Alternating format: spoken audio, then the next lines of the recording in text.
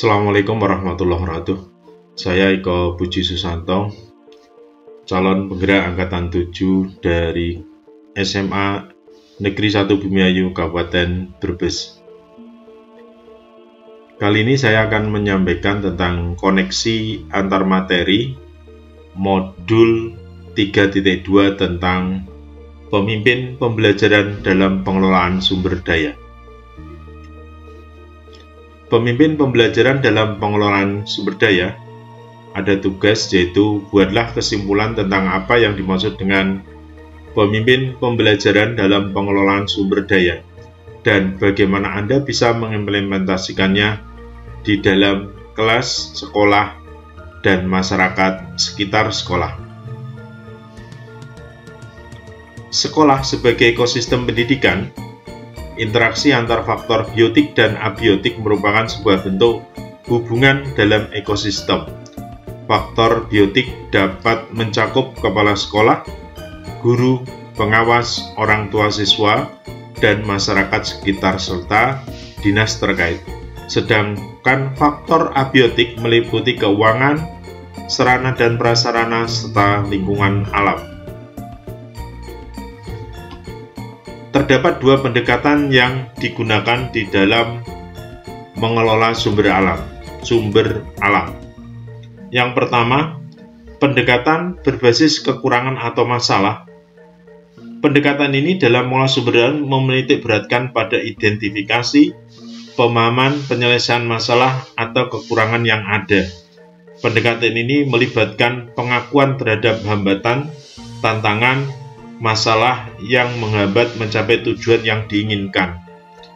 Pendekatan berbasis kekurangan atau masalah bertujuan untuk mengatasi kendala atau hambatan yang ada, sehingga dapat meningkatkan kualitas pengelolaan sumber daya atau mencapai hasil yang lebih baik. Dalam pendekatan ini, fokus ditempatkan pada mengidentifikasi dan menyelesaikan masalah yang ada, serta meningkatkan kinerja efektivitas dalam mengelola sumber daya secara keseluruhan.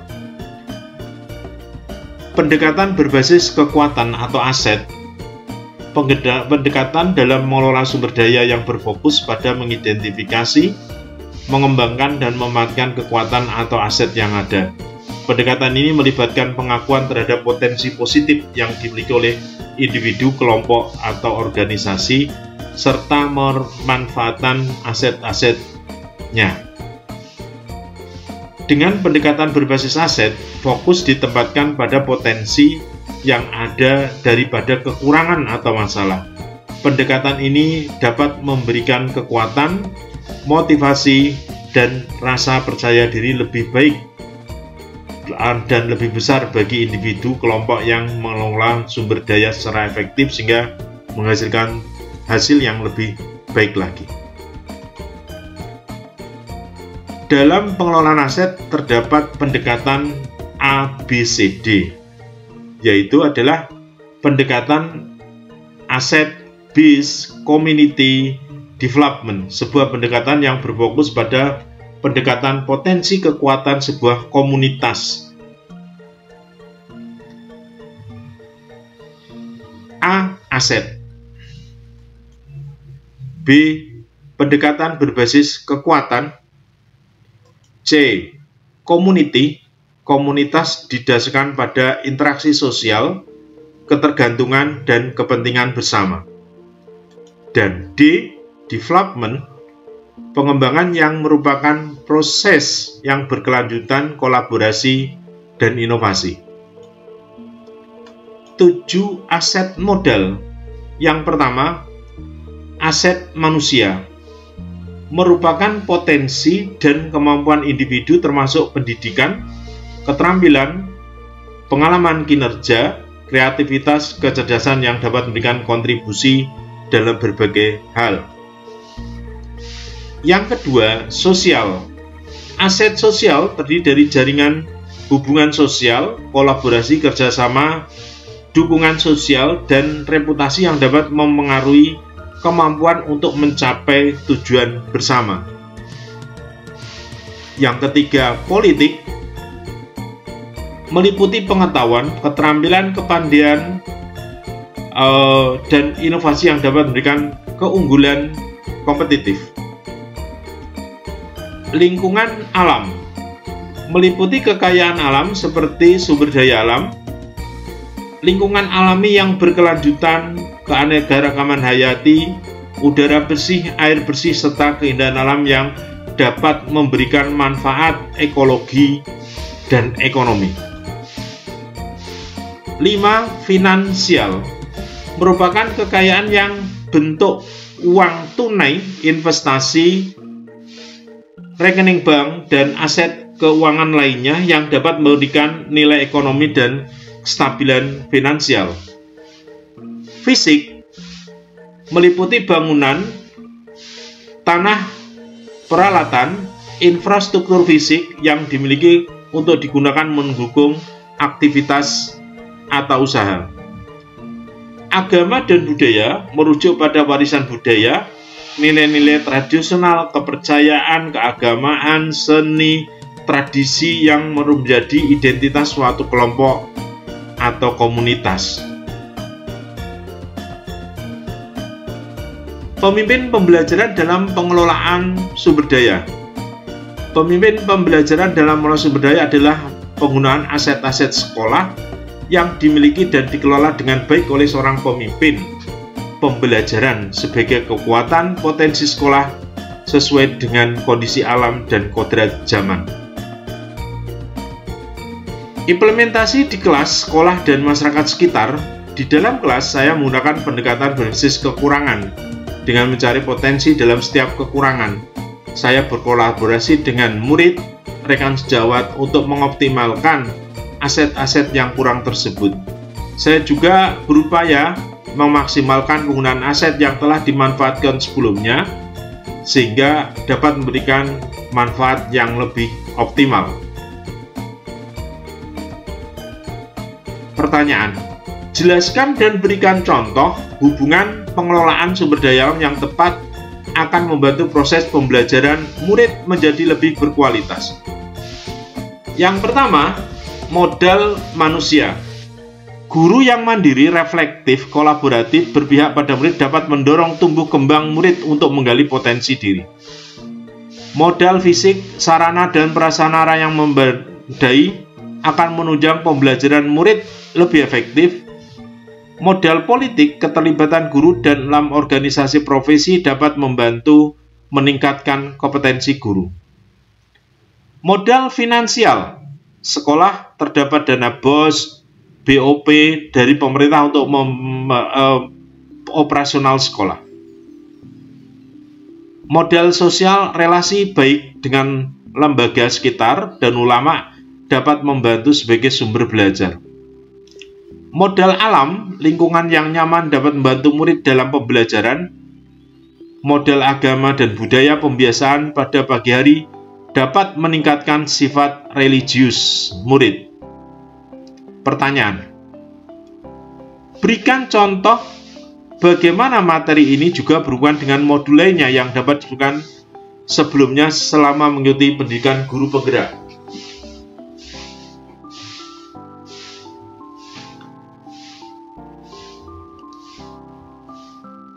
Filosofi KHD terhadap pengelolaan sumber daya.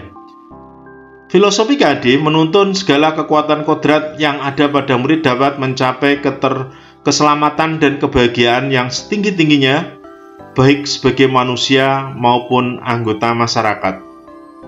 Pengelolaan sumber daya alam. Guru harus cerdas dalam mengelola dan menggali kemampuan muridnya, menyesuaikan dengan kodratnya agar dapat nyaman dan bahagia dalam proses pembelajarannya. Nilai guru penggerak. Filosofi KHD terhadap pengelolaan sumber daya. Berpihak pada murid, mandiri, kolaboratif, inovatif, dan reflektif. Itu adalah nilai guru penggerak. Pemimpin pembelajaran yaitu mewujudkan kepemimpinan murid. Filosofi KHD, Ki Hajar Dewantara, menjadi nilai positif yang digunakan untuk mengelola sumber daya agar tepat sasaran sehingga bisa meningkatkan kualitas pembelajaran. Keterkaitan materi yang lain. Visi guru penggerak: merancang visi yang berpihak pada murid sehingga merancang prakarsa perubahan dengan inquiry apresiatif bagja. Pengelolaan: guru harus mampu mengidentifikasi potensi dan kekuatan yang dimiliki murid agar bisa diperdayakan dalam pencapaian prakarsa perubahan. Budaya positif terhadap pengelolaan sumber daya. Budaya positif di kelas dan kelas sekolah perlu diciptakan agar dapat mendukung pembentukan karakter murid sesuai dengan tujuan awal. Dalam penerapan budaya positif di sekolah, guru perlu memahami aset yang dimiliki sehingga penerapan budaya positif lebih optimal. Pembelajaran diferensiasi, pembelajaran sosial emosional terhadap pengelolaan sumber daya.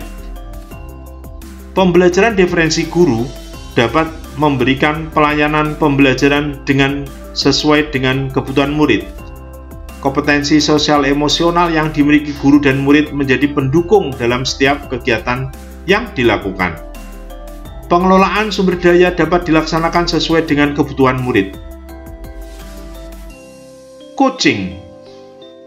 Coaching sangat diperlukan untuk meningkatkan kinerja dalam mencapai tujuan. Coaching dapat memecahkan masalah dengan optimalisasi potensi diri. Coaching diperlukan dalam menggali masalah dan potensi murid untuk menemukan solusi dari masalah yang dihadapi. Pengambilan keputusan terhadap pengelolaan sumber daya. Pengambilan keputusan diharapkan dapat menerapkan 4 paradigma, 3 prinsip, dan 9 tahapan pengambilan keputusan.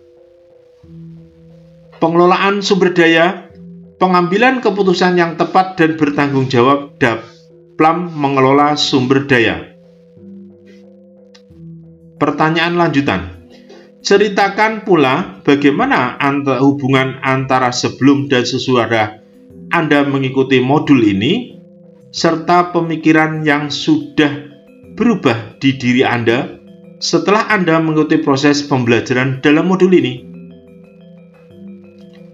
Sebelum saya belajar modul 3.2, seringkali terfokus pada kekurangan-kekurangan yang ada dalam diri saya sehari-hari dan kekurangan aset. Hal ini mengakibatkan pelaksanaan tugas dan kegiatan saya kurang optimal dan kurangnya rasa percaya diri. Setelah belajar secara keseluruhan, pemahaman yang saya dapatkan dari modul 32 telah memberikan dampak yang positif pada diri saya.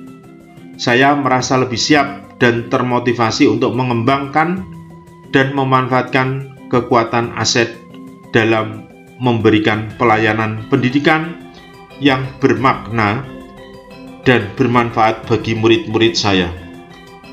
Terima kasih. Assalamualaikum warahmatullahi wabarakatuh.